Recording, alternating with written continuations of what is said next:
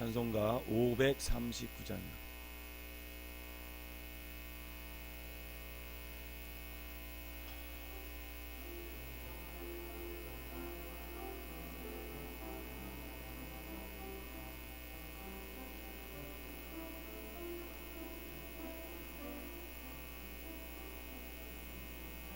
너 예수께 조용히 나아가 내 모든 짐 내려놓고 주 십자가 사랑을 믿어 죄사함을 너 받으라. 주 예수께 조용히 나가 내 마음을 쏟아놓으라. 너를 미리 보시는 주님 그는 은혜를 베푸시리. 주 예수의 은혜를 입어 내 슬픔이 없어지리. 내 이웃을 늘 사랑하여 너 받은 것 거저주라. 주 예수께 조용히 나가 내 마음을 쏟아놓으라. 너를 미리 보시는 주님 그는 은혜를 베푸시리. 주 예수를 친구로 삼아 늘 내 옆에 모시어라. 그 영원한 생명샘물에 내 마른 목 죽이어라. 주 예수께 조용히 나가 내 마음을 쏟아놓으라. 너를 미리 보시는 주님 그는 은혜를 베푸시리. 너 주님과 사귀어 살면 새 생명이 넘치리라. 주 예수를 찾는 이 앞에 참 밝은 빛 비추어라. 주 예수께 조용히 나가 내 마음을 쏟아놓으라.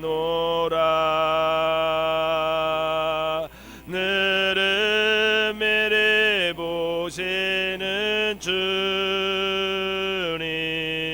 그는 은혜를 베푸시리.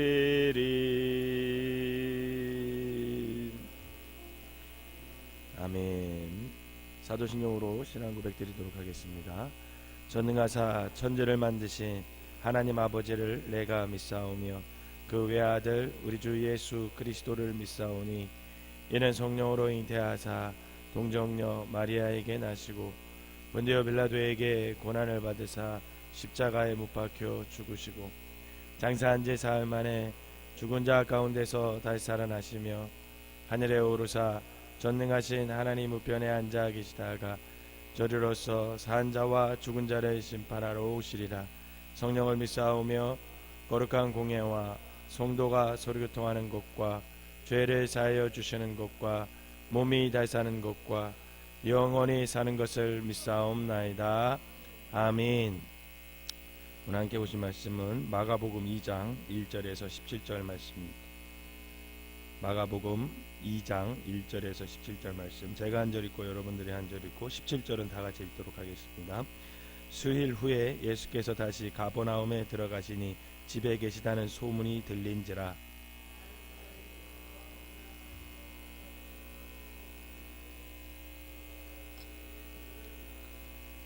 사람들이 한 중풍병자를 네 사람에게 메어 가지고 예수께로 올세.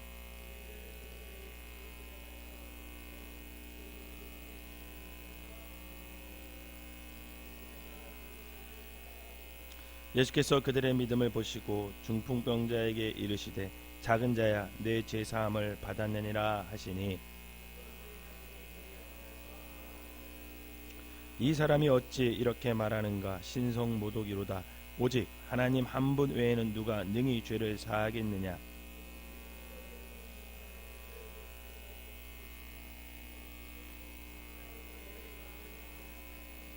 중풍병자에게 내 죄 사함을 받았느니라 하는 말과 일어나 내 상을 가지고 걸어가라 하는 말 중에서 어느 것이 쉽겠느냐?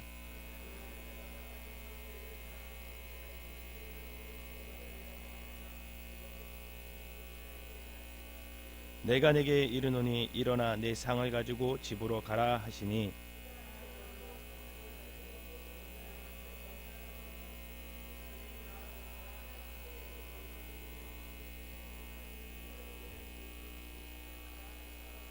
예수께서 다시 바닷가에 나가심에 큰 무리가 나왔거늘 예수께서 그들을 가르치시니라.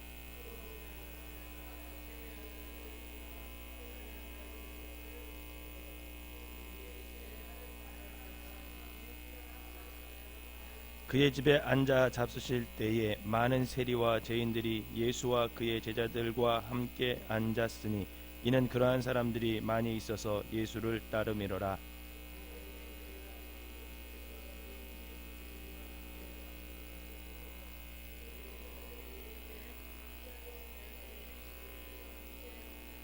예수께서 들으시고 그들에게 이르시되 건강한 자에게는 의사가 쓸데없고 병든 자에게라야 쓸데있느니라.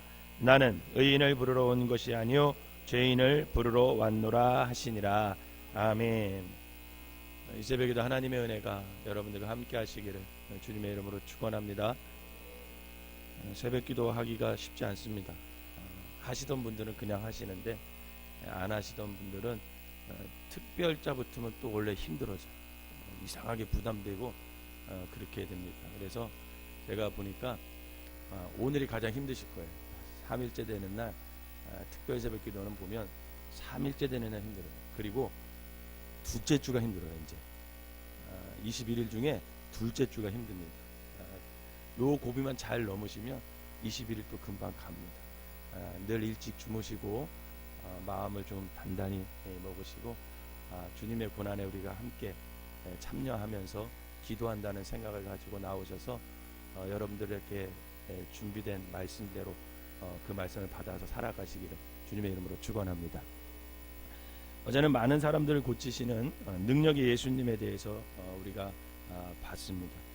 주님은 갈릴리 지역의 수많은 그런 아픈 사람을 고쳐주셨고 또 더러운 귀신을 쫓아냈어요. 그로 인해서 예수님께서 큰 능력을 가지셨다는 소문이 그 전체 갈릴리 지역에 퍼지게 됐어요.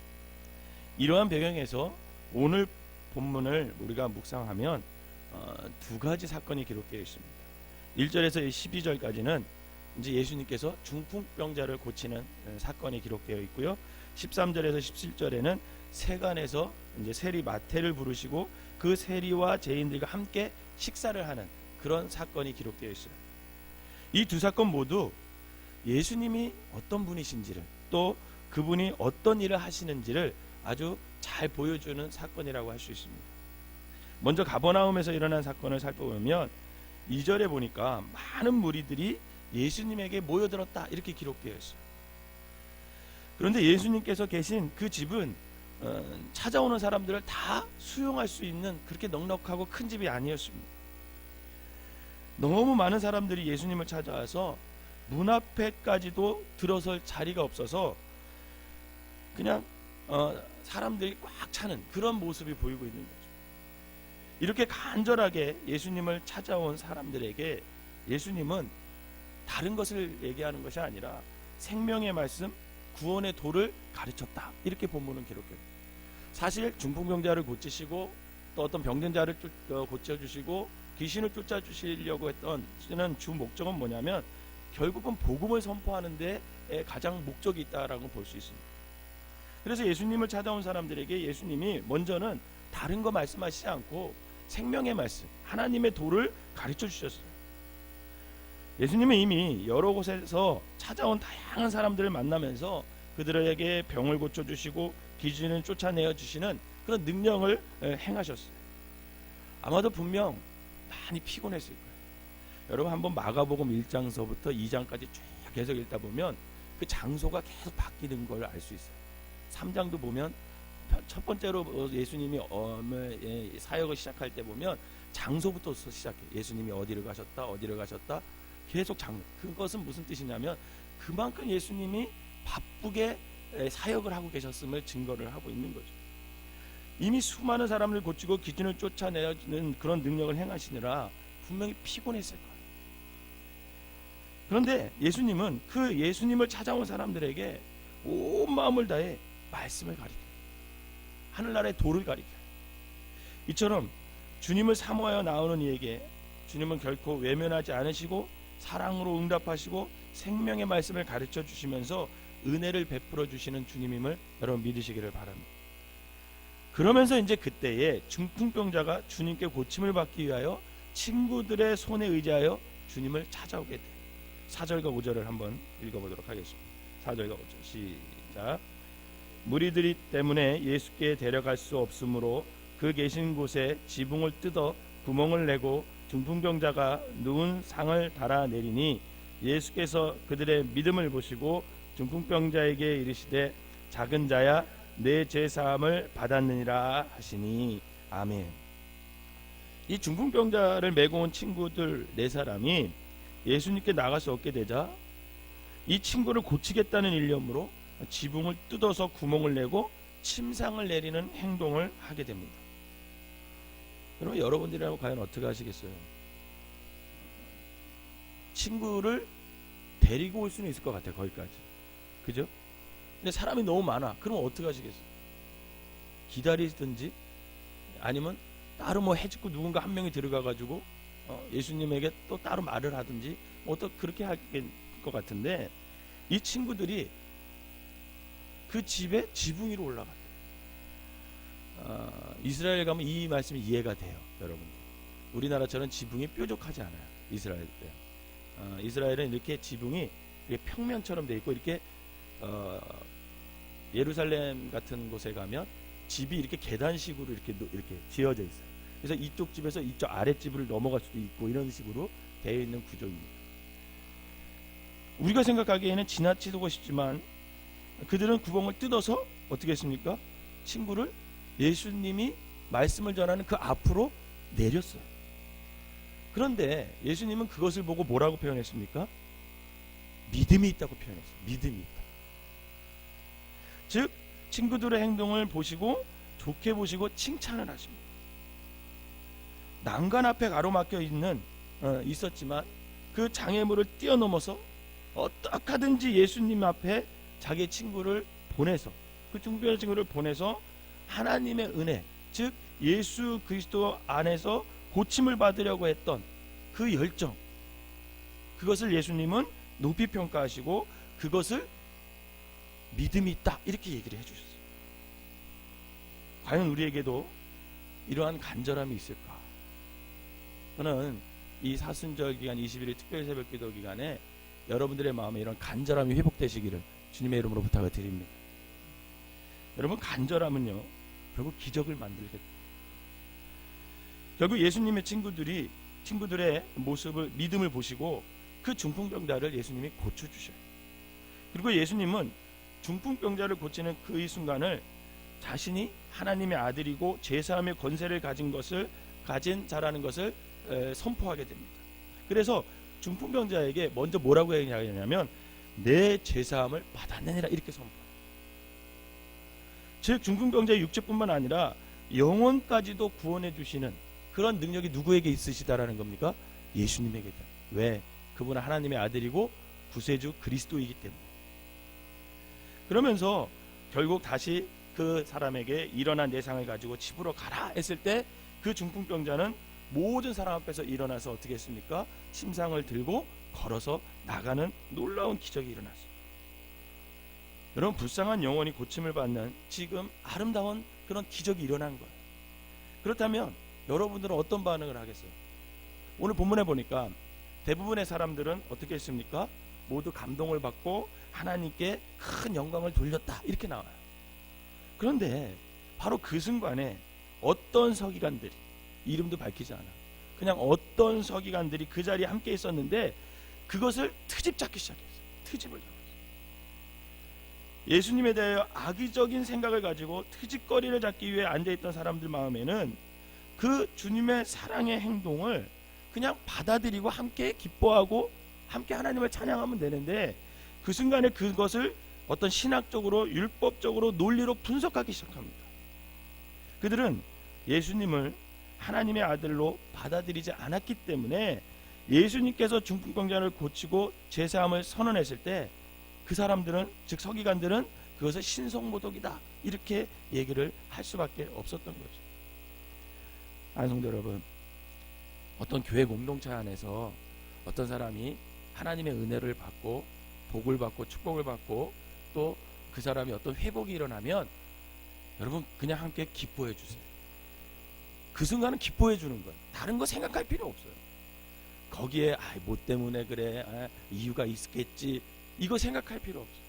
함께 기뻐하고 그 일을 이렇게 해주신 그 주님께 우리가 영광을, 마음을 돌려드리면 돼요. 그것으로 끝나는 거예요. 거기에 뭐 분석할 필요 없어요. 원인과 뭐 어떤 결과 찾을 필요 없어요. 그런데 오늘 서기관들은 그렇게 원인과 결과를 따지고 그 사람을, 그 일을 가지고 신선모독이다 이렇게 얘기하는 거예요. 사실 그들의 지적이, 그들의 논리가 잘못된 건 아니에요. 왜냐하면 죄사함의 권세가 하나님에게서 나온다는 지식은 틀린 지식이 아닙니다. 그러므로 가장 중요한 것은 여러분 뭐냐면 예수님이 구세주 그리스도와 하나님의 아들이라는 것을 믿느냐 안 믿느냐가 중요합니다. 왜냐하면 여러분, 신앙의 가장 본질적인 문제, 지금 내 앞에 기적을 행하시고 그 육체의 영혼을 다 모두 구원하시기 위해서 이 땅에 오신 그 구세주 예수 그리스도를 내가 하나님의 아들로 믿느냐, 내 인생의 구세주로 받아들이느냐 아니냐에 따라서 여러분 같은 사건을 두고 판단하는 기준은 너무나 다릅니다. 이 시간 한번 우리의 위치를 한번 생각해 보세요. 여러분, 우리는 지금 예수님을 구세주로 믿고 하나님의 아들임을 믿고 이 친구의 고침을 위해서 지붕을 뚫어서라도 주님께 나아가려고 하는 그런 열정, 그런 간절함이 있는 사람인지, 아니면 서기관들처럼 예수님이 구세주와 하나님의 아들임을 믿지 못해서 그런 기적이 일어났음에도 불구하고 비판적인 사람인들인지 여러분 다시 한번 생각해 볼 필요가 있습니다. 그런데 주님께서 이 서기관들의 마음을 아시고 왜 그런 관점으로 생각하는지 안타까워하시면서 책망하시면서 이렇게 말하십니다. 어찌하여 이것을 마음에 생각하냐. 이 말이 무슨 말입니까? 너희들 마음이 왜 그렇게 강박해서 나를 예수 그리스도로, 즉 구세주로, 하나님 아들로 받아들이지 못해서 지금 이런 사랑의 기적이 일어났음에도 불구하고 왜 감격이 없냐라는, 니네 마음이 왜 이렇게 강박해졌냐라는. 바라기는 예수님을 구세주와 하나님의 아들로 믿어서 인생의 모든 문제를 주님께 갖고 나오시고 어떠한 기적이 일어났을 때 함께 기뻐할 수 있는 그런 마음을 소유하시기를 주님의 이름으로 부탁을 드립니다. 두 번째 본문은 13절에서 17절인데 모든 사람에게 미움을 받던 그런 세리 레위를 주님께서 제자로 부르셔요. 그리고 그와 함께 그 당시 사회 통념으로는 죄인이라고 불리던 사람들과 함께 식사하는 사건이 일어납니다. 예수님이 나를 따라라 하고 부르신 레위는 이 동족 유대인들에게 세금을 받아서 식민 지배를 하고 있는 이 로마 제국의 세금을 납부하는 그런 직업, 그런 세리였어요.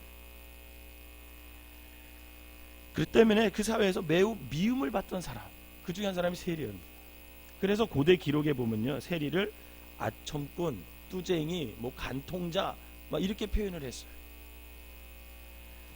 이렇게 볼 때 세리 레위는 아마 돈은 많이 벌었을 거예요.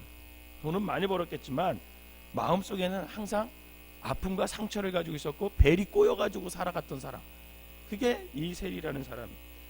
그런데 예수님은 이처럼 누구도 원하지 않는 사람을 부르시고 그를 제자로 삼아 주셨다라는 거죠.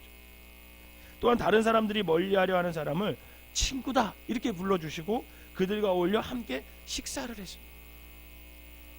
사실 우리도 사회적인 편견과 선입견을 가지고 있고 그것이 우리 생활을 구석구석 지배하고 있을 때가 있어요. 여러분, 목사인 제가 안 믿는 사람을 만나는 것을 어떻게 생각하세요? 안 믿는 사람을 하고 만나서 식사를 해요. 그런데 그 안 믿는 사람이 이렇게 술을 따라주는 그런 자리에 앉아 있는 것을 어떻게 생각하세요? 제가 가끔 우리 친구들 중에 안 믿는 친구들을 만납니다. 한 달에 한 번 정도 만나요. 이유는 하나밖에 없어요. 그 친구들 전도하려고 만나요. 매일 만나면 가서 같이 밥을 먹고 또 예수님을 꼭 전합니다. 교회 꼭 나가라. 예수 믿어야 된다. 그렇게 얘기를 하죠. 그리고 그 친구들은 같이 밥을 먹을 때 꼭 술을 먹어요. 그럼 제가 술도 한 잔 따라주고 그럽니다. 그러면 그 친구들이 뭐라고 하냐면 아유, 목사가 따라주는 술을 먹으니까 취하지도 않는 것 같다고 그렇게 얘기해요. 웃으면서. 그런데 한 2주 전에도 그 친구들 만나서 저녁을 같이 먹으면서 술을 따라주고 예수님을 꼭 믿어야 된다. 그렇게 얘기를 했는데 옆에서 같이 밥을 먹던 사람이 저한테 우리 친구들이 부를 때 뭐라고 부르냐면 이모, 이목사 이렇게 불러요. 그러니까 같이 밥을 먹는데 옆에서 어떤 테이블에 앉은 사람들이 계속 목사 그러니까 계속 우리를 희끔희끔 쳐다봐요. 그런데 술을 따라주고 술을 먹고 있거든요. 제가 먹는 건 아니지만 그 사람들이 계속 이상한 눈으로 쳐다보는 거예요. 계속 저를. 여러분, 우리는 사회적 편견과 어떤 선입견을 가지고 생활할 때가 너무 많아요. 때로는 그래서 직업에 대해서 어떤 흘러들어오는 소문에 대해서 그 편견에 쉽게 빠질 때가 있죠. 그런데 어쩌면 여러분, 소외되고 편견을 가진 자들이 여러분 예수님의 복음과 사랑이 더 필요한 사람. 우리에게도 예수님이, 오늘 이 새벽에 나온 여러분들에게도 여러분 예수님이 필요하지만 아직 예수님을 몰라서 밥 먹으면서 술 먹는 그 친구들에게도 예수님이 필요하다라는 거예요. 그런데 바리새인들과 서기관들은 또다시 예수님의 이런 행동을 어떻게 합니까? 비난을 해요. 율법을 범한 자들, 매국노들, 죄인들과 너희 스승은 왜 함께 식사를 하느냐는 거예요. 그러면서 따집니다. 예수님의 이러한 행동이 그들의 관습과 상식에 맞지 않는다라는 거예요. 그런데 이 이야기를 예수님께서 들으시고 뭐라고 말씀하시냐면 17절에 이렇게 말씀하십니다. 함께 읽어볼까요? 시작. 예수께서 들으시고 그들에게 이르시되 건강한 자에게는 의사가 쓸데없고 병든 자에게라 쓸데있느니라. 나는 의인을 부르러 온 것이 아니요 죄인을 부르러 왔노라 하시니라. 아멘. 이처럼 예수님은 기꺼이 소외된 사람들, 그 땅에 버려진 사람들, 갈 곳 없어 환영받지 못하는 사람들, 그 사람들의 친구가 되어주셨어요. 그리고 그들을 부르셔요. 아니, 그들과 함께 식사를 하세요. 그러나 바리새인들과 서기관들은 스스로 자신들에게는 예수님이 필요 없고 자신들은 의로우니까 아쉬운 것이 없기 때문에 스스로 선하다고 생각하는 그런 사람들이었어요. 그래서 그들은 오히려 높은 자리에 서서 죄인들을 내려다보면서 경멸하고 그런 죄인들에게 자신들이 오염될까 봐 그냥 아예 선을 긋고 함께 하지도 않게 됩니다.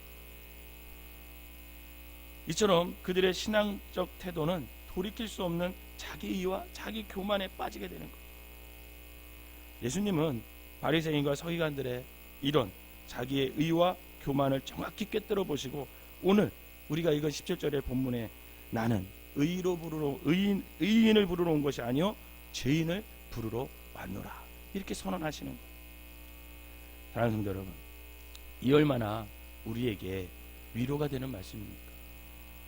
여러분, 저와 여러분들도 하나님 앞에 서면 죄인임을 고백하시기를 바랍니다. 상한 심령으로 회개하는 마음으로 주님 앞에 나가는 사람은 누구나 그 주님의 따뜻한 치유의 손길과 친구로 품어주시고 제자 삼아주시는 그 경험을 할 수 있음을 여러분 믿으시기를 바랍니다. 상한 심령으로 날마다 주님 앞에 나오시기를 바랍니다. 연약한 모습으로 주님 앞에 나오시기를 바랍니다. 그리고 있는 모습 그대로 주님 앞에 나오시기를 바라기는 바리새인과 서기관들의 교만과 자기 의에서 벗어나시기를 바랍니다. 그리고 중풍병자를 고치겠다는 사랑으로 가득 차서 예수님께 나왔던 사람들처럼 예수 그리스도를 구세주로 하나님의 아들로 믿고 갈급한 심령으로 날마다 하나님께 나아가시기를 바랍니다. 또한 죄인을 부르시는 그 주님 앞에 겸손히 저와 여러분들이 응답하셔서 주님의 치유와 사랑 속에서 위로받는 삶을 살아가시기를 주님의 이름으로 축원합니다. 기도하겠습니다. 사랑과 은혜가 충만하신 하나님 아버지, 예수님의 따뜻한 부르심과 능력의 치유를 아버지 하나님 경험하게 하여 주시니 감사를 드립니다. 오늘 주님께서 소자야 내 죄사함을 받았느니라 하시는 주의 음성을 우리에게도 들려 주시옵소서. 비록 우리 앞을 가로막는 장애물이 있을지라도 난관을 극복하고 주님 앞에 나아가게 하여 주시고 일어나 걸어라 하시는 능력을 힘입어 우리의 몸과 영혼이 치유받는 기적을 아버지 체험하게 하여 주시옵소서. 죄인들을 부르시며 소외된 자에게 친구가 되어 주시는 주님, 가만히 보면 우리도 죄인임을 이 시간 고백합니다. 우리를 불러주시는 데 감사를 드리고 하나님 우리를 제자 삼아주시고 마태처럼 주님의 일꾼으로 우리를 사용하여 주시옵소서. 바리새인들과 서기관들처럼 율법의 지식으로 자기의 의를 드러내지 않게 하시고 교만하지 않도록 우리의 마음을 고쳐주셔서 늘 주님의 은혜 속에서만 살아갈 수 있는 믿음의 사람들 되게 하여 주시옵소서. 연약한 모습 그대로 오게 하시고 아버지 하나님 상한 심령 그대로 오게 하여 주셔서 주님을 만나고 치유받는 귀한 경험을 하는 머리 숙인 모든 성도들 되게 하여 주시옵소서.